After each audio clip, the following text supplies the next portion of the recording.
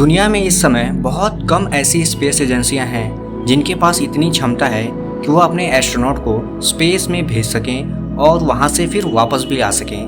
हालांकि इन सब चीज़ों में अमेरिका का नासा सबसे आगे है। उसके बाद नाम आता है रसिया और चाइना की स्पेस एजेंसियों का। हालांकि ये काबिलियत अभी भी भारत के पास नहीं है, यानी कि इसरो को अभी इस काम में थोड़ा समय लगेगा। हालांकि अपना भारत गगनयान मिशन जल्द ही लॉन्च करने वाला है। ऐसा माना जाता है कि पहले भारत यानी इसरो 2022 में 2 अनक्रूड मिशन को लॉन्च करने वाला है, जिसमें कि कोई भी जिंदा इंसान नहीं रहेगा सिवाय रोबोट के। लेकिन उसके बाद 2023 में भारत अपना पहला मैन्ड मिशन लॉन्च करने वाला है, जिसमें कि भारत के 4 एस्ट्रोनॉट भी होंगे।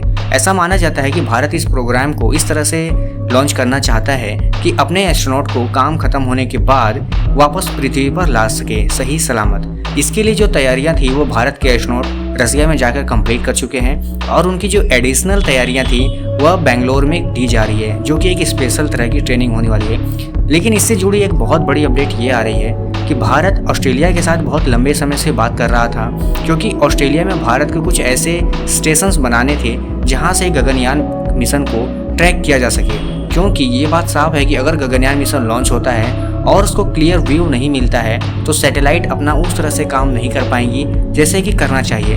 हालांकि अब बात ये बिल्कुल साफ होती जा रही है कि ऑस्ट्रेलिया की तरफ से भारत को इस तरह की मदद देने की जो बात थी वो भी कंफर्म हो गया है। यानी कि ऑस्ट्रेलिया अपने एक बीच पे, यानी कि एक ऐसी जगह है जिसको कोकोस किलिंग आइलैंड कहते हैं, वहाँ पर एक स्टेशन बेस बनाने के लिए इसरो को परमिशन दे दिया गया है और यहाँ से भारत और ऑस्ट्रेलिया मिलकर गगनयान मिशन को आसानी से ट्रैक कर सकते हैं। ऐसा नहीं है कि ये काम इतना आसान था, क्योंकि एक रिपोर्ट आई थी उसमें बताया गया था कि पिछले साल ही यानी कि 2020 में ही के सिवन के द्वारा ऑस्ट्रेलिया के काउंटर पार्ट से इस चीज़ को लेकर लंबी चौड़ी बातचीत चली थी। और ऐसा बताया जा रहा है कि आने वाले समय में ये बात अब जाकर क्लियर हुई है कि ऑस्ट्रेलियन गवर्नमेंट इस चीज़ के लिए राज़ी हो गई है, यानी कि कोकोस किलिंग आइलैंड पर भारत का एक ग्राउंड स्टेशन होगा जहां से कि भारत अपने गगनयान मिशन को आसानी से ट्रैक कर सकता है। इसकी ज़रूरत इसलिए पड़ती है क्योंकि अगर क्लियर व्यू नहीं होगा तो हमारे सैटेलाइट सिग्नल्स को उतनी आसानी से नहीं भेज पाएंगे जितनी आसानी से भेजना चाहिए और मिशन में डिले हो सकता है। इन्हीं सब चीज़ों को देखते हुए भारत को ज़रूरत पड़ रही है एक अलग ग्राउंड स्टेशन की, जो कि भारत को ऑस्ट्रेलिया से ही मिल सकती है।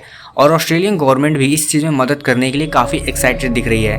और देखना ये होगा कि भारत का जो मिशन है आने वाले समय में क्या क्या करता है और इससे भारत को कितनी कामयाबी मिलती है। और भारत का जो लेवल है, यानी कि दुनिया के उन कुछ गिने चुने देशों में जिसके पास ये काबिलियत है कि वो अपने एस्ट्रोनॉट को स्पेस में भेज सकते हैं, उसमें भारत का भी नाम जुड़ जाएगा, जो कि भारत के लिए और पूरे भारतवासियों के लिए एक गर्व की बात होगी। और साथ ही साथ इस बार ऑस्ट्रेलिया को भी गर्व करने का मौका मिलेगा, क्योंकि ये भारत का पहला मैन्ड मिशन है और ये बिना ऑस्ट्रेलिया की मदद के साथ भारत नहीं कर सकता है और भारत को काफ़ी दिक्कतों का सामना भी पड़ सकता है।